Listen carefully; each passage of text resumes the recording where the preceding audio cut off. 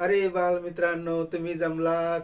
अरे वा वा वा वा, तुम्हाला एक मी मस्तपैकी गोष्ट सांगणार आहे. आणि ती गोष्ट कोणती आहे माहित आहे का तुम्हाला? ती आहे एक लुटुकलो पिटुकलो एका उंदराच्या पिल्लाची गोष्ट आहे. उंदराचं पिल्लू काय झालं, असं कुपटीनं चाललं होतं शेतात. पण त्याला सापडला एक रुमाल. मग त्यानं काय केलं, तो रुमाल घेतला आणि बघितला. तो बघितलेला रुमाल एकदम काळा कुट्ट मातीने भरलेला होता. मग तो गेला धोब्याकडं. धोबी दादा माझा रुमाल धुवून द्या. चल हट. अरे तू एवढासा चिटुकला पिटुकला उंदीर, आणि तुझं कोण ऐकणार? मी राजाला सांगीन, शिपाई बोलवीन, तुला पकडून नेईल. अरे अरे, थांब थांब थांब उंदरा, राजाला सांगू नको. मी तुझा रुमाल धुवून देतो. मग धोब्यानं उंदराचा रुमाल धुवून दिला. मग तो पुढं चालला, पांढरा स्वच्छ रुमाल हातात घेऊन मस्त उडवीत चालला. नंतर त्याच्या लक्षात आलं की अरे अरे, याला जर रंग दिला तर किती बरं होईल. मग तो गेला एका रंगाऱ्याकडं. रंगारी दादा माझा हा रुमाल रंगवून द्या. अरे चल हट, तुझा तो रुमाल मी कोण रंगवून देणार? माझ्या मागं किती कामं पडलीत.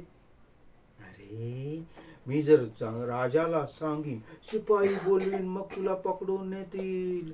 अरे थांब थांब थांब थांब थांब, नको नको, असं नको करू. अरे अरे, हा इकडं तो रुमाल, मी तुला रंगवून देतो. मग रंगाऱ्याने तो विविध रंगामध्ये लाल पिवळा हिरवा निळा काळा पिवळा सगळ्या रंगात रंगवून दिला. मग तो म्हणला, किती मस्त रुमाल झाला, रंगीबेरंगी. अरे पण आता याला डोक्यावर ठेवला तर उडून चालला. मग तो म्हटला, अरे आता आपण जाऊ शिंपी दादाकडं. मग तो गेला शिंपी दादाकडं. शिंपी दादा मला याची चांगली छान टोपी बनवून दे. तर हट, काय पण सांगतोय? माझ्या मागे खूप काम आहे. कशाचं रंग, कशाची टोपी, कशाचं काय, मी नाही शिवून देणार. राजाला सांगेन, शिपाई बोलवीन, तुला पकडून नेतील. अरे अरे, थांब थांब थांब थांब, तुझ्या रुमालाची मी टोपी शिवून देतो. मग शिंप्याने त्याची टोपी शिवून दिली. मग त्याने ती टोपी डोक्यात घातली, पुढे चालला, टिनिक टिनिक टिनिक. मग त्याच्या एकदम लक्षात आलं, अरे याला जर गोंडे असले तर किती मस्त झालं असतं. मग तो गेला एका गोंडेवाल्याकडं.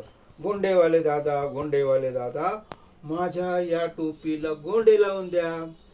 तो गोंडेवाला दादा म्हणतो, चल हट.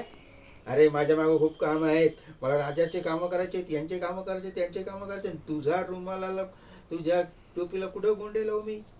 हा, मी राजाला सांगेन, शिपाई बोलवीन, मग तुला पकडून नेतील, मग तुला टोले बसतील. अरे अरे, थांब थांब थांब थांब, लावून देतो गोंडे.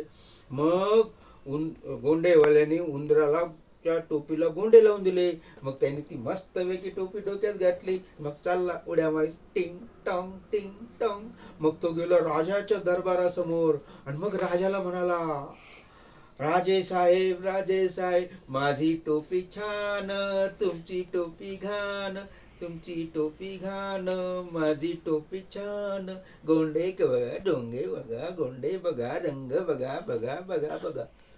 राजा म्हणाला, जा रे शिपायांनो, त्या उंदराला पकडून आणा.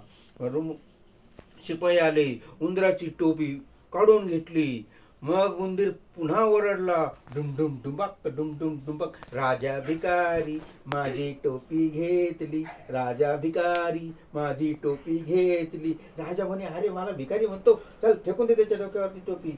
मग ती टोपी शिपायाने उंदराकडे आणून दिली. लगेच उंदीर काय म्हणाला, राजा घाबरला, माझी टोपी दिली. अशी गंमत झाली.